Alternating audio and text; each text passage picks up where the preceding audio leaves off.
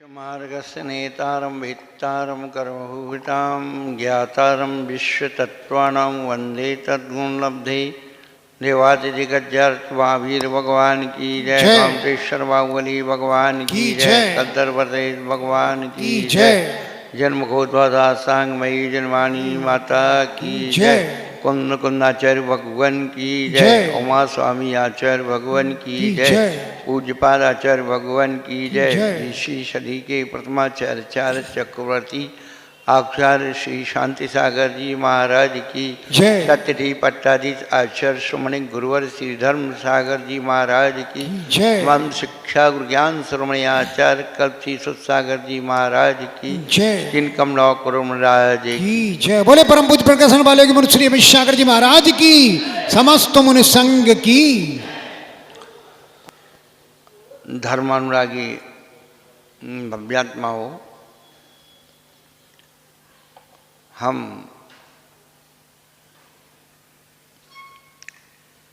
जब जब भी मनुष्य पर्याय को प्राप्त होते हैं, हमें धर्म का उपदेश दिया जाता है।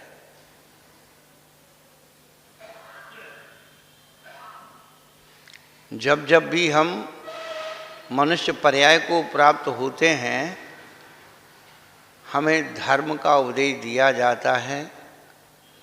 और जब जब भी हम मनुष्य पर्याय में आते हैं, किसी ना किसी धर्म में पैदा हो जाते हैं।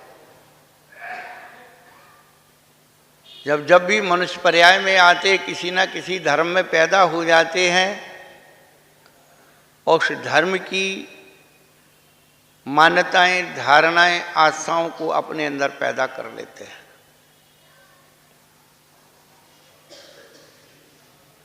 परंतु बंधुओं,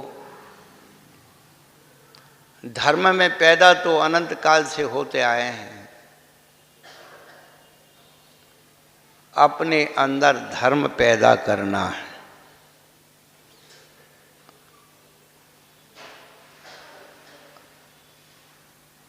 अपने अंदर धर्म पैदा करना है। धर्म में पैदा तो हो गए, अपने अंदर धर्म कितना पैदा हुआ।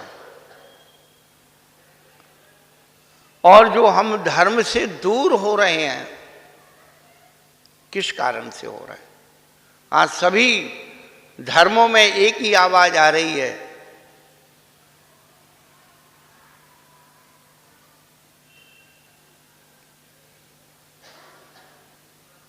पादरी कह रहे हैं चर्च में लोग कम आ रहे हैं,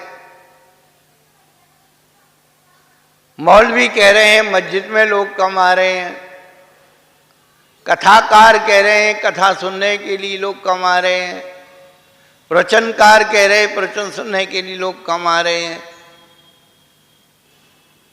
और सरकार कह रही है जनसंख्या बढ़ रही है। विश्व के जितने राजनेता,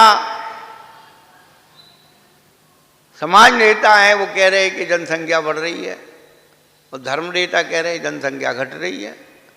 कहाँ गया वो आदमी? बंधुओं, वो आदमी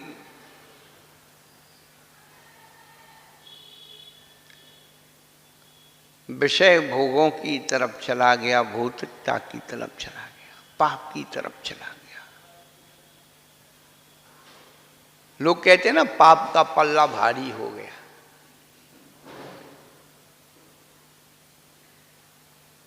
आज तक हम लोगों ने ना तो पाप को समझने की कोशिश की, ना पुण्य को समझने की कोशिश की। संसार के जितने धर्मोपदेशक हैं, वो सब पाप की व्याख्या करते हैं और कहते पाप नहीं करना चाहिए।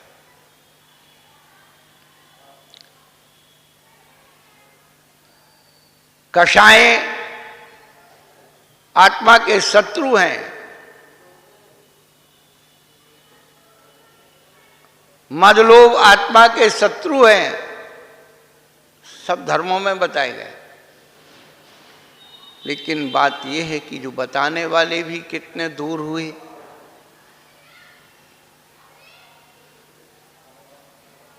और सुनने वाले कितने दूर हुए हैं। पाप की इतनी बुराई करने के बाद भी व्यक्ति पाप छोड़ने को राजी नहीं है, और कितना भी उसे पुण्य का लोभ दे दो, पुण्य करने को राजी नहीं।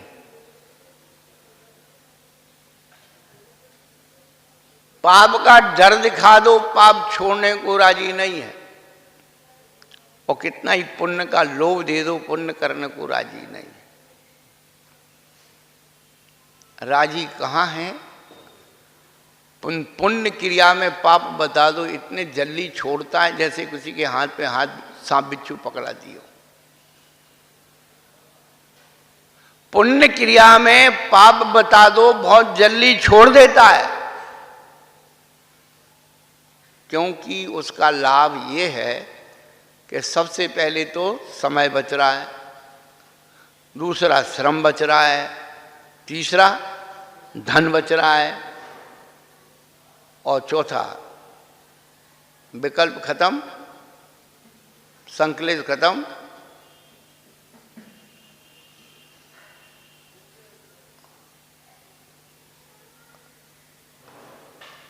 धर्म का मतलब है अपने आप को समझना। धर्म का मतलब अपने आप को समझने की विधि।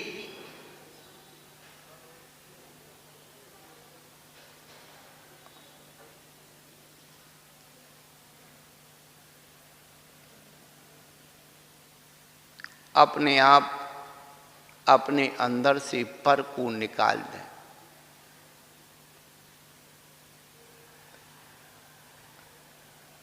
पर पाप है, उसको निकाल। तो 7वां अध्याय जो अपन पिछले दिनों से सुन रहे हैं, पढ़ रहे हैं, बड़ा महत्वपूर्ण अध्याय।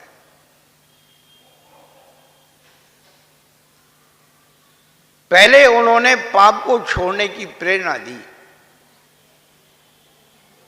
और उसके प्रति प्रोत्साहन दिया कि ऐसी ऐसी अच्छी अच्छी भावना करो जिससे तुम्हारी आत्मा में पाप ना बसे। फिर पाप के लक्षण बताए। हिंसा पाप क्या है? प्रमत्त योगात् प्राण विप्रोपणम है। प्रमाद क्या है? अच्छे कार्य को करने का उत्साह नहीं होना प्रमाद, ये उसका लक्षण है। कुशलेषु अनादरः प्रमादा। जिससे हमारी आत्मा का हित हो रहा है, ऐसी क्रिया को करने का उत्साह नहीं होना, लगन नहीं होना, टाल देना, ये सब प्रमाद है। पिछले दिनों हम आपको बता रहे थे कि संसारी जीव पाप को नगद में खरीदता है और पुण्य को उधार में डालता है। शराब की बोतल चाहिए तो पहले पैसा, बाद में बोतल। जुआ खेलने बैठो तो पहले पैसा, बाद में पत्ता।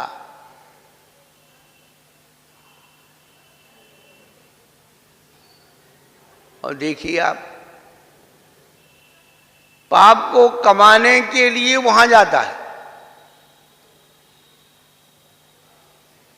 और पुण्य का खाता उधार का। महीने भर दूध पिएगा, दूधिया तुम्हारे घर दूध दे के जाएगा, महीना भर दूध पिए, महीने बाद हिसाब बना।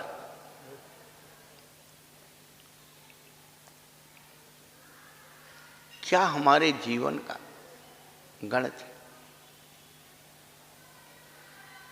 आज तक हम लोगों ने पुण्य और पाप की परिभाषा को नहीं समझा। पाप को रोकने के लिए 4 व्यक्ति भी नहीं जाएंगे और पुण्य को रोकने के लिए 100 व्यक्ति इकट्ठे हो जाएंगे, ऐसा नहीं होगा।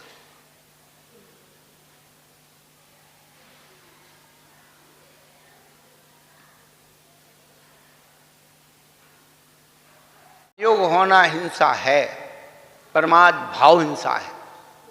पहले जीव अपनी हिंसा करता है, जीव मरो या मत मरो। असली हिंसा तो भाव हिंसा है। द्रव्य हिंसा का इतना पाप नहीं है। इसलिए आरंभी, उद्योगी, विरोधी, ये 3 हिंसा आप लोगों के लिए माफ है। उसके बगैर आपका काम नहीं चल सकता। लेकिन आप संकल्पी हिंसा नहीं करना।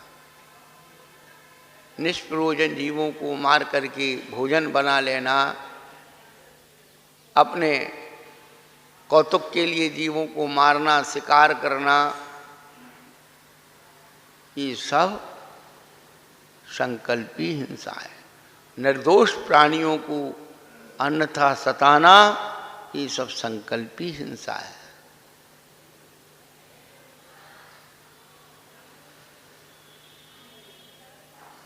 जो नहीं है वो बोलना, वो असत्य है। असदभिधान मन्यतम, झूठ है। और झूठ कौन बोलता है? चोरी करने वाला। क्या झूठ बोलने की जरूरत क्यों पड़ गई भाई? सोचो, अपने मन से सोचो कि हमने चोरी की, उसे छिपाने के लिए हम झूठ बोल रहे हैं। जो कुछ करना अच्छा करना, फिर दुनिया से काहे डरना। अरे करने के पहले डरो या करने के बाद डरो। जिसमें डर भरा हुआ है वही झूठ है, वही चोरी है, वही कुशील है। क्या? जिसमें डर भरा हुआ है वही झूठ है, वही चोरी, वही कुशील है, वही परिग्रह है।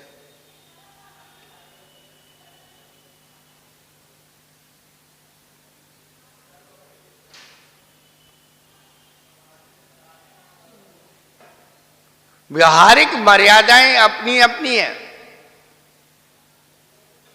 कोई लड़का लड़की का प्रेम हो तो उसमें डर भरा रहता है, कोई देख नहीं ले। और पति पत्नी है तो आराम से बाजार में जा रहे हैं और ये दिखा रहे हैं कि हाँ हमारी पत्नी है।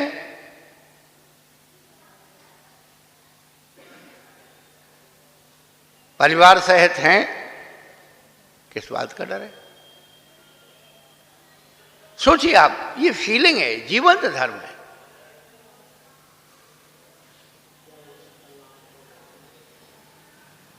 अब पत्नी यदि कोई चोरी से वस्तु खरीद के ले आए तो डर रहता है कि आदमी को पता नहीं लग जाए। अब आदमी के साथ बाजार से खरीद के लाए तो क्या का डर भाई? हाँ? अब ले आई बाजार से, अपने पैसों की ले आई और मौके पर आया, मेरे भैया लाए थे, मेरे पियरते आई थी। क्या बात है सरल जी, आप ऐसी गर्दन क्यों हलाते हो? आपके घर ऐसा नहीं होता है, मुझे विश्वास है। आप तो कहते हो कि चलो बैठ स्कूटर पे बैठो, तुम्हें क्या चाहिए, तुम बस तुम अपना पसंद लो, पैसा में लेना है, तो क्यों ऐसे कर रहे हैं? पर जीवन परिभाषा है, जीवन जो जीवन में हो रही है। हाँ, महिलाएं अपना घर चलाने के लिए जो करती हैं वो उसका एक उनका अपना व्यवहारिक धर्म। क्यों तुमको 8 दिन पहले से कहना शुरू करो, पहले तो कहोगे अभी पैसा नहीं है, पैसे का इंतजाम करना है। फिर दूसरी बात टोका, तुम्हें गया तो था वो भूल गया।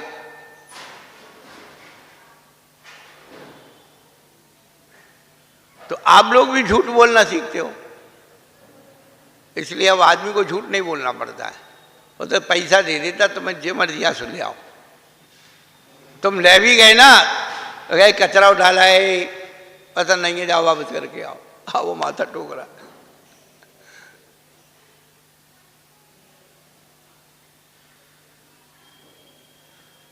तो झूठ जो विपदा कारक है, क्या, जो किसी को दंड देने वाला हो, प्राण दंड देने वाला हो, राजनीतिक दंड देने वाला हो, ऐसा झूठ और ऐसा सत्य दोनों ही अपराध है।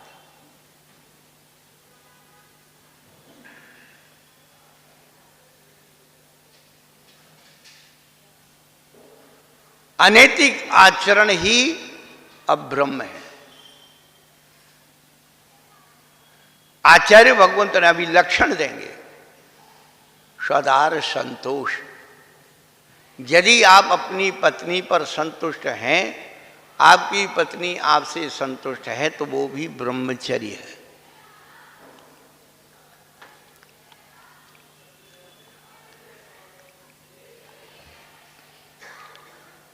मूर्छा परिग्रह, ये मूर्छा कैसे छूटे, क्या करें? तो अभी कल ही तो बताया था, दिवाली आ रही है, सब इकट्ठा किया कबाड़ा, मन में थोड़ी देर विरक्ति आ गई कि सब बेकार है, फेंकना है, दे देना है। और फिर जब सब कमरे सफाई हो गई, ये डब्बा अच्छा है, ये बोतल अच्छी है, ये कपड़ा अच्छा है, इसका कुछ नहीं बिगड़ा है, वहाँ जगह है, रख। इसी का नाम मूर्छा है, इसी का नाम लोभ है। क्या, ये पुराना कपड़ा है, ये पुराने डब्बा डब्बी हैं, प्लास्टिक है, सभी बर्तन वाले को दे देंगे, दो स्टील के बर्तन, ये लोभ है।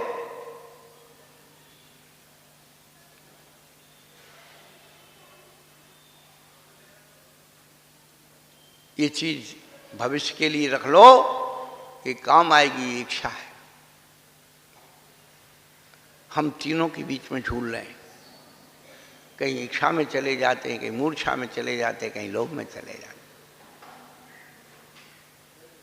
पाप की शुरुआत परिग्रह से होती है और धर्म की शुरुआत अहिंसा से होती है।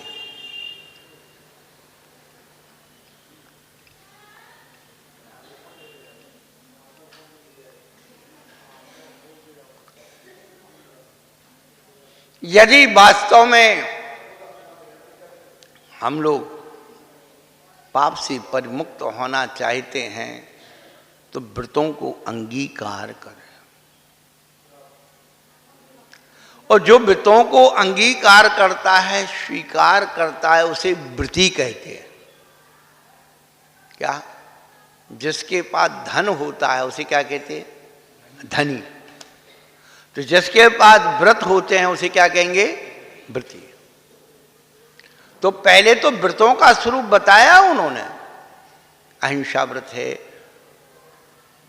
सत्य व्रत है, अचोर व्रत है, ब्रह्मचर्य व्रत है, अपरिग्रह व्रत है। उनकी एक एक व्रत की पांच भावनाएं बताई और उनका जो है सब बताया। अब जो व्यक्ति इन व्रतों को अंगीकार कर लेता है उसे व्रती कहते हैं, और उसका लक्षण यह निश्चल्यो व्रती। 18 नंबर का सूत्र है, 59 पेज। निश्चल्यो व्रती, व्रती शल्य रहित होता है। और शल्य का थोड़ा सा लक्षण कल बतलाया था कि पैर में यदि कांटा चुभ गया तो चलते चलते और भी बैठे बैठे उसमें निरंतर दर्द होता रहता है। तो इसीलिए जो कांटे के समान चुभती है उसे शल्य कहते हैं। आपने कोई रेशेदार वस्तु खाई, कड़क वस्तु खाई, उसका टुकड़ा दांत में फंस गया, मूंगफली है, ये आजकल नारियल का गरी है, ये फंस जाते हैं, इनमें थोड़ा जोर लगाना पड़ता है, संधि दे के घुस जाते हैं, अखरोट छाले। तो जैसे ही वो घुसते हैं तो फिर जीभ बार बार वहीं जाती है जब तक आप उसे निकाल ना दें।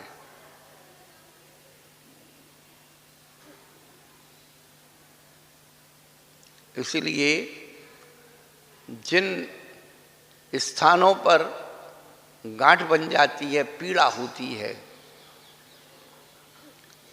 उस गांठ को निकालने के लिए, इस पीड़ा को दूर करने के लिए उस चिकित्सा का नाम दिया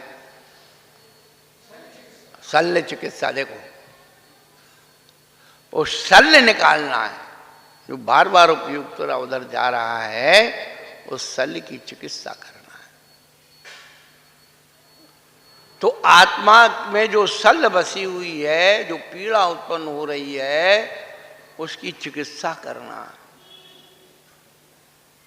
तो जो वृत्ति बनता है वो आत्मा के परिणामों से स्वस्थ होता है। उसके अंदर शल्य नहीं होती, ना कैंसर की होती है, ना उसकी एक रोग होता है ना, अल्सर, छाला बन जाता है, कुछ भी खाता पीता पेट में जलन होती है। और कैंसर की तो फिर गांठ बन गई तो वो कैंसर का जो सिंबल बनाया ना, प्रतीक, केंकड़ा,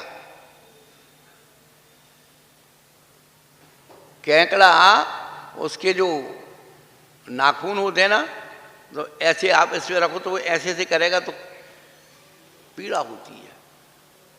ऐसे ही वो केंकड़े जैसा कीड़ा, छोटा सा बैक्टीरिया, उस मांस को नोचता है, काटता है, अथाह पीड़ा होती।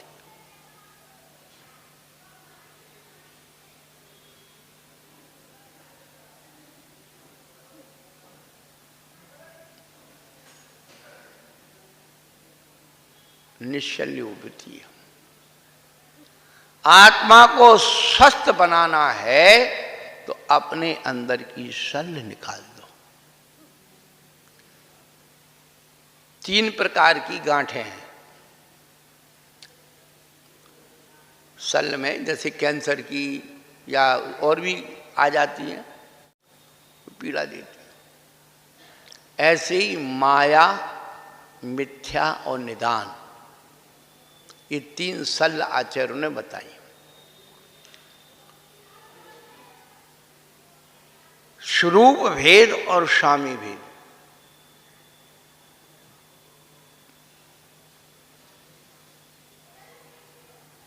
शल्य का स्वरूप क्या है? तो हमने अभी जो बताया ना कि कांटे की तरह जो निरंतर चुभती है वो शल्य है, इसका स्वरूप है।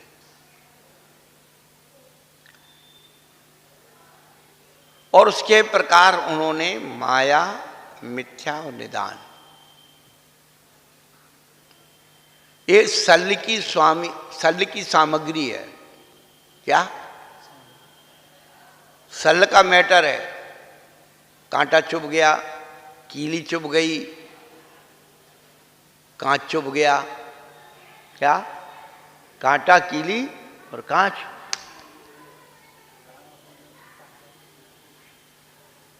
ऐसे ही माया, मिथ्या और निदान, ये 3 हमको पीड़ा देते हैं। अब इसमें हमें स्वरूप भेद और स्वामी भेद करना है। तो स्वरूप तो आपको बता दिया, अब इसमें माया शल्य भी है और माया कषाय भी है।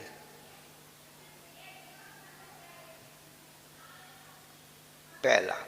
दूसरा मिथ्या शल्य है, मिथ्या दर्शन भी है और मिथ्या दर्शन शल्य भी है। तीसरा निदान शल्य भी है और निदान बंध भी है। तीनों के 3 अल्टरनेट अलग अलग हैं,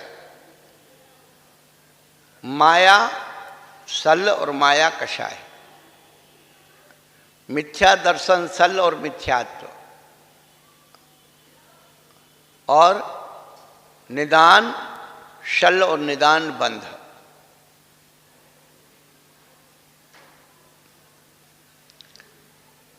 हाँ,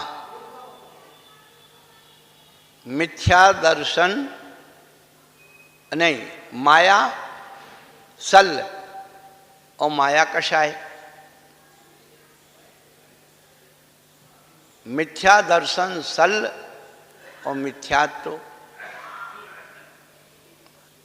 और निदान शल और निदान बंध, तीन के तीन पहले आप।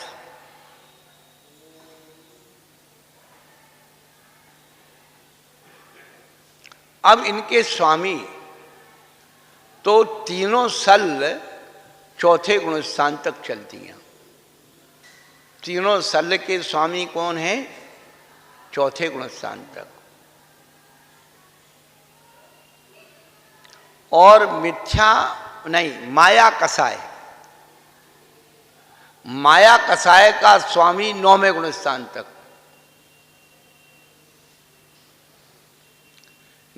और मिथ्यात्व का स्वामी पहले गुण स्थान तक, और मिथ्या दर्शन का स्वामी चौथे गुण। तीनों सल चौथे गुण स्थान तक, ये फिट एक ही स्टैंडर्ड पर। किसी को एक सल हो सकती, किसी को दो हो सकती, किसी को तीनों हो सकती है। तो सम्यक दृष्टि को सल हो सकती है, चौथे गुण स्थान तक शल। तो माया सल जो है चौथे गुण स्थान तक, माया कषाय नौवें गुण स्थान तक। मिथ्या दर्शन जो सल है वो चौथे गुण, और मिथ्यात्व पहले गुण स्थान तक, और निदान शल चौथे गुण, निदान बंध पांचवें गुण स्थान तक।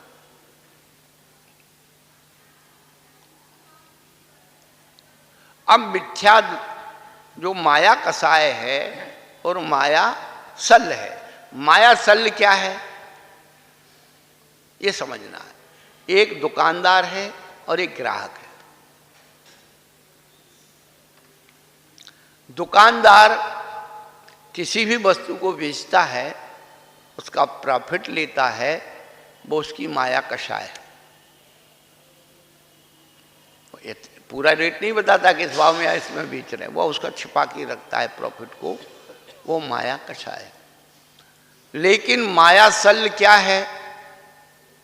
जो ठग होते हैं,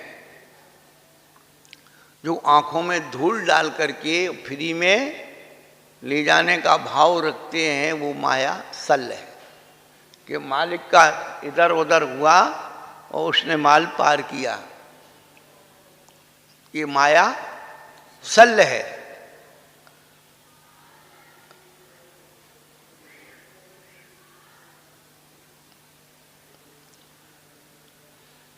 सद्भाव में कषाय है, अभाव में सल है।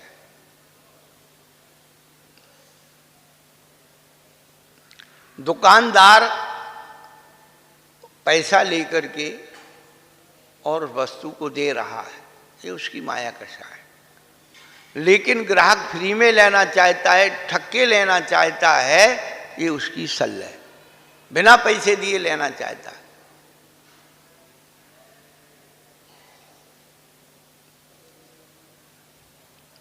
अब मिथ्यात्व, मिथ्यात्व का मतलब है सही धर्म से दूर रहना, सही धर्म की निंदा करना, सही धर्म का अपलाप करना, ये है मिथ्यात्व। और मिथ्या दर्शन सल क्या है?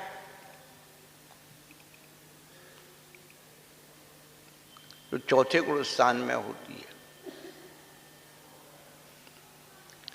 तो किसी की ख्याति लाभ पूजा को देख करके, सुन करके ये भाव करना, ऐसा वैभव, ऐसा नाम मेरा कब हो जाए।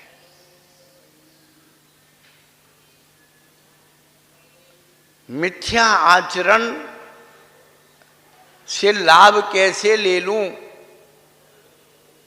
ये मिथ्या दर्शन सल।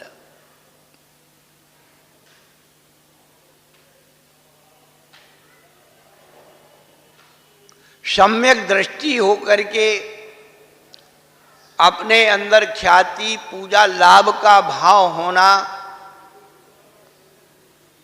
साधर्मी से भी कंपटीशन करना, अपनी औकात से ज्यादा सोचना, ये सब मिथ्या दर्शन सल है। उनका इतना बड़ा पंडाल बनवाया तुमने, हमारा भी अच्छा बना के दो। उनका जो है मंत्री आया, मेरा भी प्रधानमंत्री बुला के दो। अरे तेरी क्या लेना देना भाई। अरे उनके इतने सारे भगत हैं, मेरी भी भगत बन जाए पैसे वाले। ये सब सल है, निश्चल्योवृत्ति, निदान बंध और निदान शल्य। शल्य जो होती है वो भाव की होती है, निदान शल्य जो है वो भाव की है, वो निदान बंध वो भाव का है। मुझे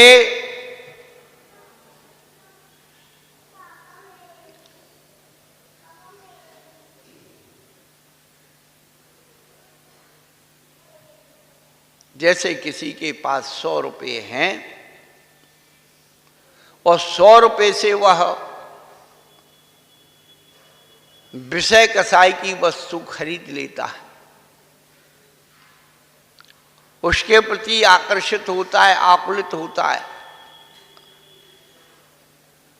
तो हो गया निदान बंध। और कोई दूसरा व्यक्ति जिसके पास 100 रुपये नहीं है और वो देख रहा है, यार ये तो बहुत मौज कर रहा है, मेरे पास भी कब 100 रुपये हो जाएं और मैं ऐसे सुख भोगूं, ये हो गया निदान शल्य।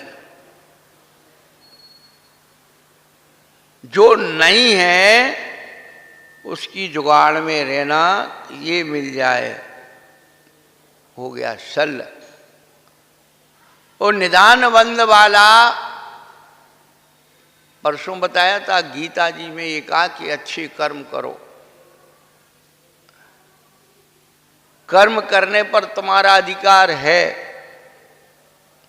फल की कांक्षा मत करो, क्योंकि तुम्हें पता ही नहीं है कि इसके द्वारा हमें क्या मिल सकता है।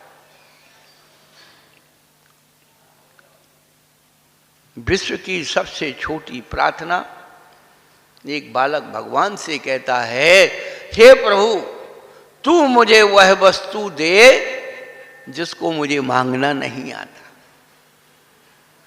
हे प्रभु तू मुझको वह वस्तु दे जिसको मुझे मांगना नहीं आता। तू अपना कर्म का फल उस पर छोड़ दे। तूने बहुत अच्छे अच्छे कर्म किए और तुच्छ मांग लिया तो तेरा सब बेकार हो, और थोड़ा सा अच्छा कर्म किया और ज्यादा मांग रहा है और नहीं मिला तो सल हो जाएगी। इतनी सी कहानी हम सबके आपके बीच की है। ये जीवंत कहानियां हैं, किसी परमात्मा से, प्रभु से, भगवान से पूछने की जरूरत नहीं है। धर्म अपने आप को समझने के लिए, अपने आप को संबोधन करने के लिए है।